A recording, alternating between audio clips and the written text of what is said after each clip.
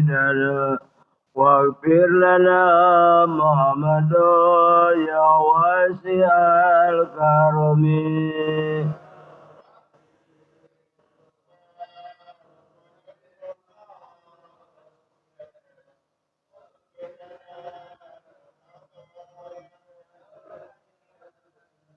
بسيدنا الكسمس الحكيم تاسم محمد خير معصوم ومتاسم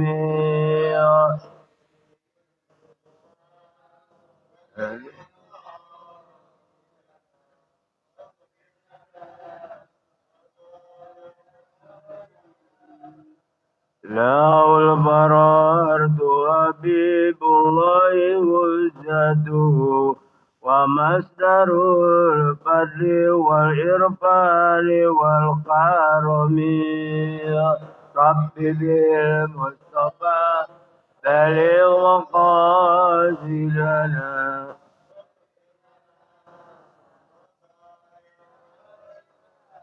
أصل الوجود وروح الكون بهجته جين السمائل والعجاب والسيم رب بالمصطفى بلغ مقاصدنا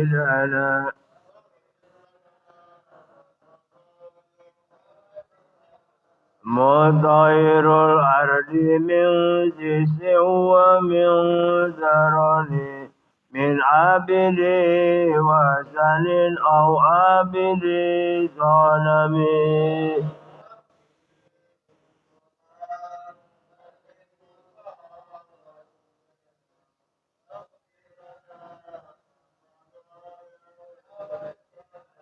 لله من منكد الإنسان من سقر خير البرية من أرب ومن أجم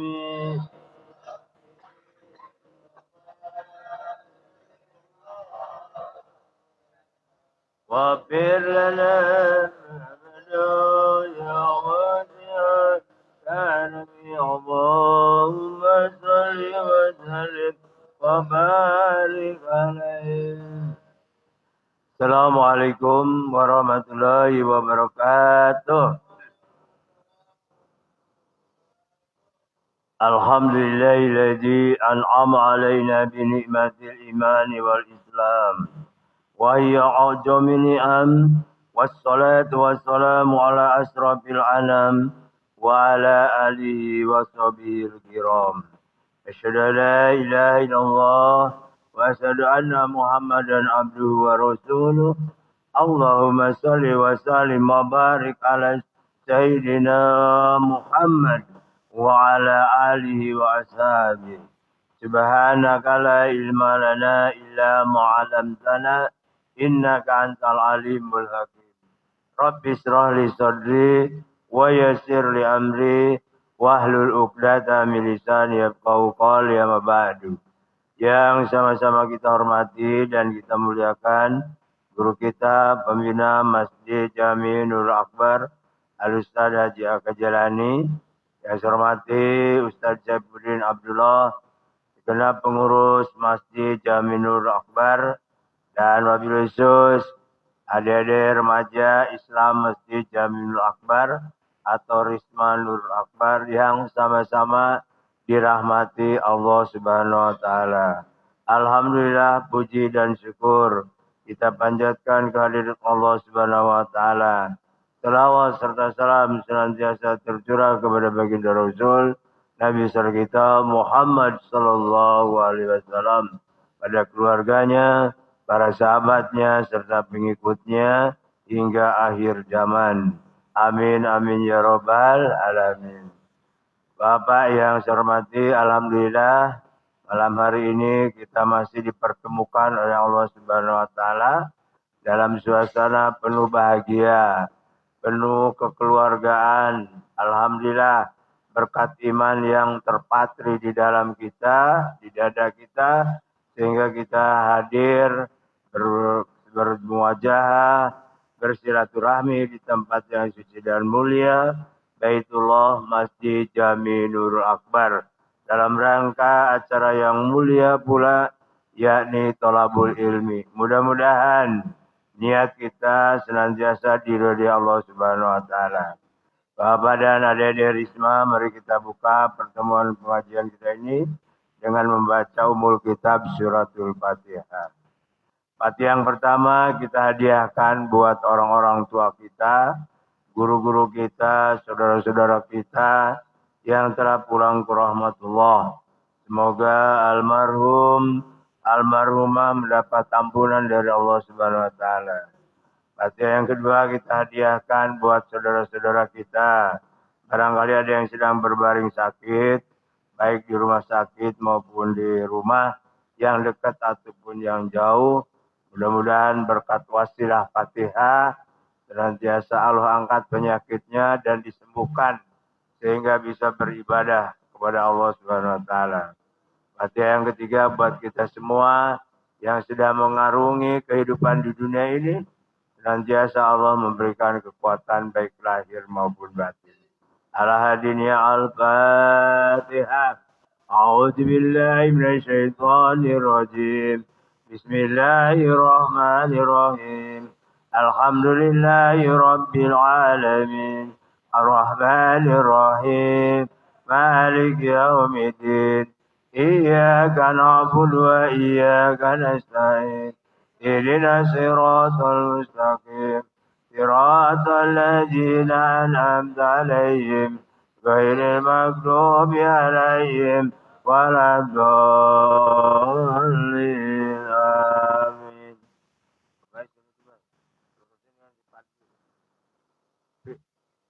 Dengan padli lurus. Nah, gitu. Itu gemak betul. Masuk. Nah, gitu biarlah. Mari kita mulai. أعوذ بالله من الشيطان الرجيم بسم الله الرحمن الرحيم ياسين والقرآن الحكيم إنك لمن المرسلين على صراط مستقيم تنزيل العزيز الرحيم لتنذر قوما ما أنذر آباؤهم فهم غافلون لقد خلقوا على أكثرهم فهم لا يؤمنون إنا جعلنا في أعناقهم أغلالا فهي إلى الأذقان فهم مقمحون وجعلنا من بين أيديهم سدا ومن خلفهم سدا فأغشيناهم فهم لا يبصرون وسواء عليهم أنذرتهم أم لم تنذرهم لا يؤمنون إنما تنذر من اتبع ذكر وسير معنا بالغيب فبشرهم بمغفرة وأجر كريم إنا نحن نحيي الموتى ونكتب ما قدموا وآثارهم وكل شيء أحصيناه بإمام مبين وضرب لهم مثلا أصحاب القرية إذ جاء المرسلون إذ أرسلنا إليهم اثنين فكذبوهما فعززنا بثالث فقالوا إنا إليكم مرسلون قالوا ما أنتم إلا بشر مثلنا وما أنزل الرحمن بشيء أنتم إلا تكذبون قالوا ربنا يعلم إنا إليكم لمرسلون وما علينا إلا البلاغ المبين قالوا إنا تطيرنا بكم لئن لم تنتهوا لنرجمنكم وليمسنكم من عذاب أليم قالوا طائركم معكم أئن ذكرتم بل أنتم قوم مسرفون وجاء من أقصى المدينة رجل يسعى قال يا قوم اتبعوا المرسلين اتبعوا من لا يسألكم أجرا وهم مهتدون وما لي لا أعبدون ذيك تراني وإليه ترجعون أتيت من دونه آلهة يريد الرحمن بدر لا تغني عني شفاعتهم شيئا ولا ينقذون إني لفي ضلال مبين إني آمنت بربكم أجمعون قيل ادخل الجنة قال يا ليت قومي يعلمون بما غفر لي ربي وجعلني من المكرمين وما أنزلنا على قومه من بعده من جند من السماء وما كنا منزلين إن كان إلا سيئة واحدة بينهم عاملون يا عشرة لنا العباد ما يأتيهم من رسول إلا كانوا به يستهزئون ألم يروا كما أهلكنا قبلهم من القرون أنهم إليهم لا يرجعون وإن كل لما جميع لدينا مدرون وآية لهم الأرض الميتة أحييناها وعرجنا منها فمنه يأكلون وجعلنا فيها جنة من نخيل وعنب وفجرنا فيها من العيون ليأكلوا من ثمره وما عملته أيديهم أفلا يشكرون سبحان الذي خلق الأزواج كلها مما تنبت الأرض ومن أنفسهم ومما لا وآية لهم الليل نسلخ منه نارا فإذا هم مظلمون والشمس تجري لمستقر لها ذلك تقدير العزيز العليم والقمر قدرناه منازل حتى كالوجه القديم لا الشمس ينبغي لها أن تدرك القمر ولا الليل سابق النهار وكل في فلك يسبحون وآية لهم أن عمل ذريتهم بفلك المشحون وخلقنا لهم من مثله ما يركبون وإن نشأ نغرقهم فلا صريخ لهم ولا هم ينقذون إلا رحمة منا ومتاعا إليه وإذا قيل لهم اتقوا ما بين أيديكم وما خلفكم لعلكم ترحمون وما تأتيهم من آيات ربهم إلا كانوا عنها معرضين وإذا قيل لهم أنفقوا مما رزقكم الله قال الذين كفروا للذين آمنوا أنتم من لو يشاء الله أطعمه إن أنتم إلا في ضلال مبين ويقولون متى هذا الوعد إن كنتم صادقين ما ينظرون إلا سيئة واحدة تعودهم وهم يهزمون ولا يستطيعون توصية ولا إلى عليهم يرجعون ونبيع بزور بينهم من أجل ربهم ينزلون قالوا يا ويلنا من مسنا من مرقدنا هذا ما وعد الرحمن وصدق المرسلون إن كانت إلا سيئة واحدة بينهم جميع لدينا مهتدون فاليوم لا تظلم نفس شيئا ولا تجزون إلا ما كنتم تعملون إن عذاب الجنة يوم في زبر باقٍ وهم أزواج بدلال على الأرائك متكئون لهم فيها فاكهة ولهم ما يدعون سلام قولا من رب رحيم وامتازوا اليوم أيها المجرمون ألم أعهد إليكم يا بني آدم ألا تعبدوا الشيطان إنه لكم عدو مبين وأن اعبدوني هذا صراط مستقيم ولقد أضل منكم جبلا كثيرا أفلم تكونوا تأكلون هذه جهنم التي كنتم توعدون اصلوها اليوم بما كنتم تكفرون اليوم ندم على أفواههم وتكلمنا أيديهم وتشهد أرجلهم بما كانوا يكسبون ولو نشاء لطمسنا على أعينهم وزرعتهم فأنى يبصرون ولو نشاء لمسناهم على مكانتهم ما استطاعوا مضيا ولا يرجون وما نؤمر ننفذ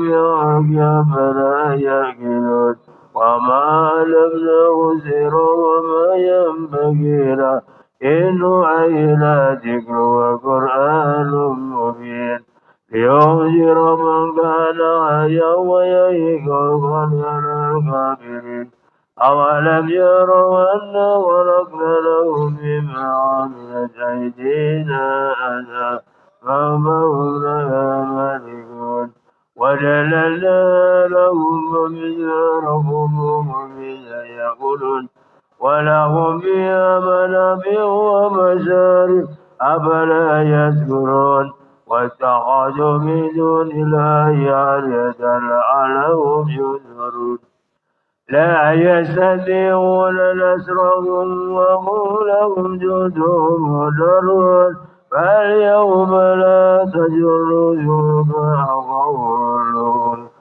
إننا له ما يسرون وما يعلنون أولم ير الإنسان أن خلقناه من نطفة فإذا هو خصيم مبين وضرب لنا مثلا ونسي خلقه قال من يحيي العظام وهي رميم قل يحيي الذي أنشأها أول مرة وهو بكل خلق عليم الذي جعل لكم من الشجر عودا للثرى فإذا أنتم منه توقدون أوليس الذي خلق السماوات والأرض بقادر على أن يخلق مثلهم بلى والخلق العليم إنما أمره إذا أراد شيئا أن يكون له كن فيكون فسبحان الذي بيده ملكوت كل شيء وإليه ترجعون صدق الله العظيم.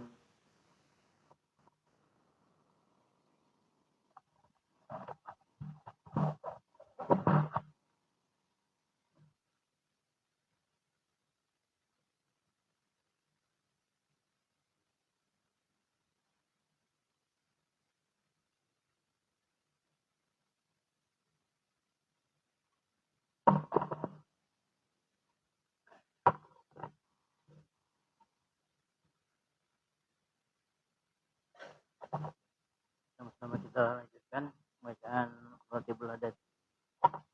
Bismillahirrahmanirrahim. Al-Fatihah ala niyati anna Allah ta'ala yasfi amradana ajilan ghairu ajil wa yahfazuna min afati ad-darain wa syayatin wal jannati wan nasi ajma'in.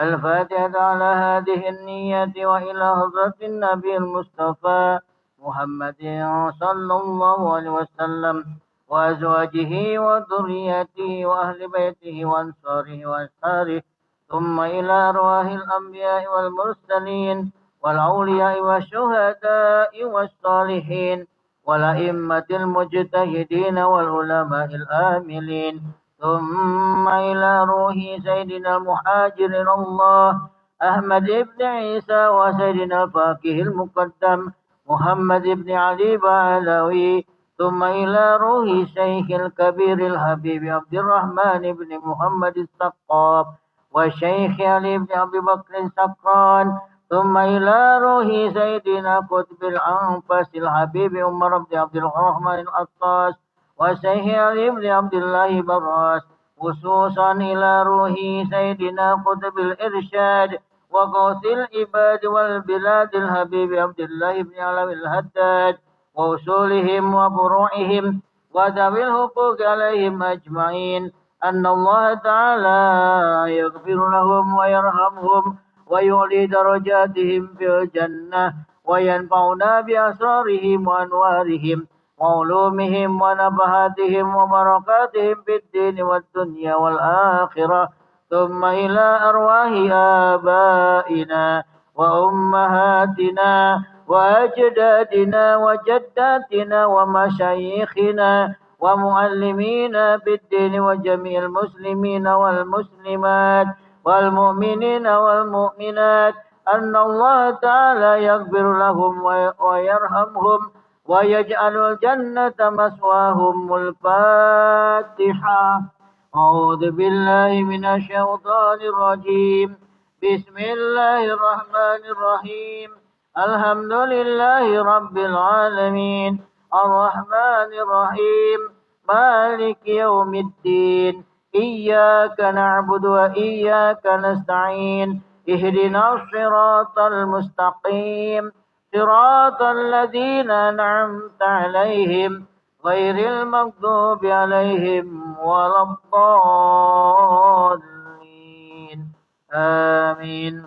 وإلهكم إله واحد لا إله إلا هو الرحمن الرحيم، الله لا إله إلا هو الحي القيوم لا تأخذه سنة ولا نوم، له ما في السماوات وما في الأرض، من ذا الذي يشفع عنده إلا بإذنه، يعلم ما بين أيديهم وما خلفهم ولا يحيطون بشيء من علمه إلا بما شاء، وسع كرسيه السماوات والأرض ولا يؤوده حفظهما وهو العلي العظيم.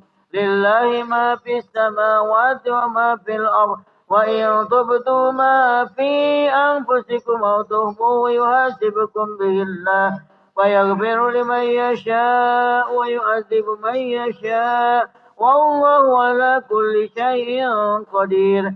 آمن الرسول بما أنزل إليه من ربه والمؤمنون كل آمن بالله وملائكته وكتبه ورسله لا نفرق بين أحد من رسله، وقالوا سمعنا وأطعنا غفرانك ربنا وإليك المصير. لا يكلف الله نفسا إلا وسعها، لها ما كسبت وعليها ما اكتسبت، ربنا لا تؤاخذنا إن نسينا أو أخطأنا، ربنا ولا تحمل علينا إصرا كما حملته على الذين من قبلنا، ربنا ولا تحملنا ما لا طاقة لنا به، واعف عنا واغفر لنا وارحمنا، واعف عنا واغفر لنا وارحمنا، واعف عنا واغفر لنا وارحمنا، أنت مولانا فانصرنا على القوم الكافرين. لا إله إلا الله وحده لا شريك له، له الملك وله الحمد يحيي ويميت وهو على كل شيء قدير. لا إله إلا الله وحده لا شريك له، له الملك وله الحمد يحيي ويميت وهو على كل شيء قدير.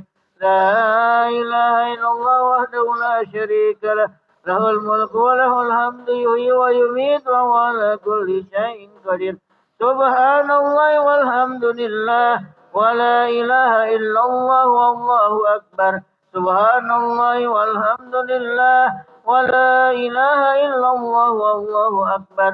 سبحان الله والحمد لله ولا إله إلا الله والله أكبر. سبحان الله وبحمده سبحان الله العظيم سبحان الله وبحمده سبحان الله العظيم سبحان الله وبحمده سبحان الله العظيم ربنا اغفر لنا وتب علينا إنك أنت التواب الرحيم ربنا اغفر لنا وتب علينا إنك أنت التواب الرحيم ربنا اغفر لنا وتب علينا إنك أنت التواب الرحيم اللهم صل على محمد اللهم صل عليه وسلم اللهم صل على محمد اللهم صل عليه وسلم اللهم صل على محمد اللهم صل عليه وسلم أعوذ بكلمات الله التامة من شر ما خلق أعوذ بكلمات الله التامة من شر ما خلق أعوذ بكلمات الله التامة من شر ما خلق بسم الله الذي لا يضر مع اسمه شيء في الأرض ولا في السماء وهو السميع العليم بسم الله الذي لا يضر مع اسمه شيء في الأرض ولا في السماء وهو السميع العليم بسم الله الذي لا يضر مع اسمه شيء في الأرض ولا في السماء وهو السميع العليم رضينا بالله ربا وبالإسلام دينا وبمحمد نبيا رضينا بالله ربا وبالإسلام دينا وبمحمد نبيا رضينا بالله ربا وبالإسلام دينا وبمحمد نبيا بسم الله والحمد لله والخير والشر بمشيئة الله بسم الله والحمد لله والخير والشر بمشيئة الله بسم الله والحمد لله